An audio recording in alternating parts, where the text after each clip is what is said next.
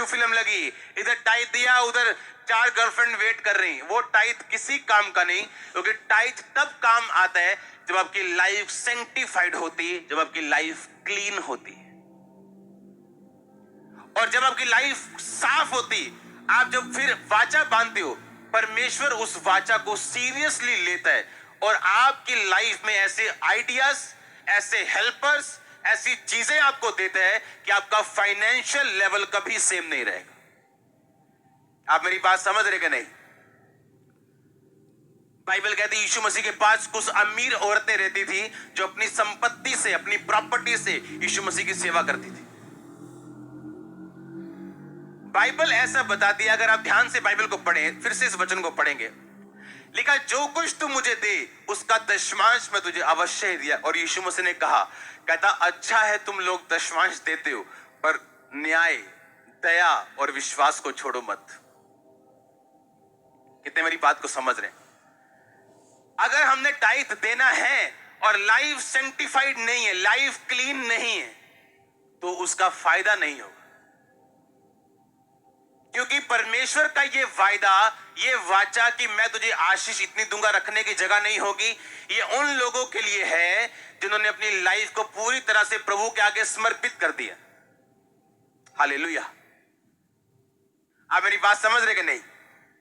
मान लो आप शराब बेच के आप टाइट दे रहे हो, वो किसी काम का नहीं। वैश्यगुणा करके टाइट दे रहे हो, किसी काम का नहीं। वो टाइट परमेश्वर देखेगा पहले या आपकी लाइफ देखेगा?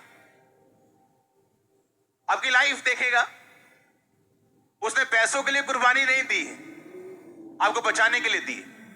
आप, मैं, हम बोते हैं ताकि हम कर्ज से, गरीबी के श्राप से, अपनी लिमिटेशन से आजाद हों और हम अगले लेवल पे जाएं।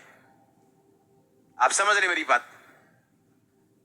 याकूब ने मालूम क्यों कहा कि मैं तुझे टाइट दूंगा? क्योंकि वो अपने पिता को, अपने दादा को यह करता हुआ देखता था, और उसे मालूम था मेरा बाप, मेरा दादा ग्रेटेस्ट मैन ऑफ गॉड है। वो राजाओं से ज्यादा अमीर है, राजाओं से ज्यादा ताकतवर है, क्योंकि परमेश्वर उनके साथ था, क्योंकि वो वाचा बांधी थी उन्होंने। आप जानते हैं साल्वेशन एक पर्सनल चीज है, उद्धार एक पर्सनल चीज है। आप जितनी प्रार्थना करते हो कि आपका पति उतनी नहीं करता, हाँ या ना?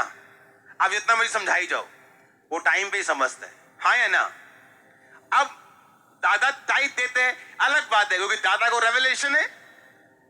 बाप टाइट देता है, अलग चीज है। अब बेटे को रेवलेशन नहीं है, अभी घूमने फिरने में बस इधर उधर टाइम वेस्ट कर रहा है। जब उसको पड़ी ऊपर, जब जिम्मेवारी आई, तो उसे मालूम था अब मुझे वाचा बांधनी पड़ेगी। अगर मुझे इस गरीबी से, इस प्रॉब्लम से, इन दुखों से अगर आजाद होना है, तो मुझे प्रभु चाहिए अब।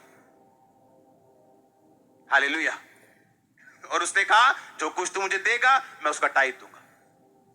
वाचा, ये प्रॉमिस नहीं है परमेश्वर का आपको अमीर करना, ये वाचा पे निर्भर करता है कि आपने प्रभु के साथ वाचा बांधी है, टाइट की या नहीं बांधी।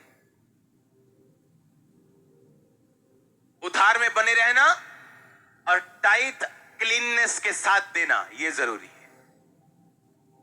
बिना सेंटिफाइड, बिना क्लीन हुए, बिना पवित्रताई के वो टाइट बोया काम का नहीं।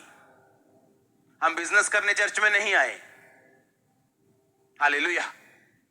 हम अपनी लाइफ खुदाबंद को देना चाहते हैं।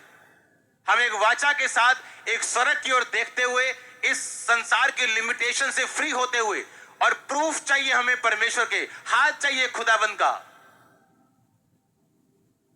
मैं आपको एक चीज बता देता हूं, जिस दिन आप टाइट शुरू करेंगे, जो ब्लेसिंग्स आपकी लाइफ में एंटर करेंगी, आपके 90% विरोधी उस दिन चुप हो जाएंगे। मैं आपको सच कह रहा हूं। याकूब ने कहा मेरे पास आओ, मेरी भेड़ बकरियों के पास। जब लोग आपका प्रूफ देखेंगे, मान जाएं। आपका काम आगे हो पीछे हो, इस चर्च का काम आगे जाए, तेज हो जाए, थोड़ा कम हो जाए, टाइट देना छोड़ना नहीं। अगर हम खाते जाए, अगर एक हाथी खाता जाए, गाय खाती जाए और गोबर ना करे, क्या होगा उसका? एक दिन फट जाएगा वो। ब्लेसिंग खाते जा रहे हैं, खाते जा रहे हैं, खाते जा रहे हैं। पास्टर्स भी चर्च से आता जा रहे, दे नहीं रहे, क्या होगा एक दिन? करेंसी का मतलब है मूवमेंट।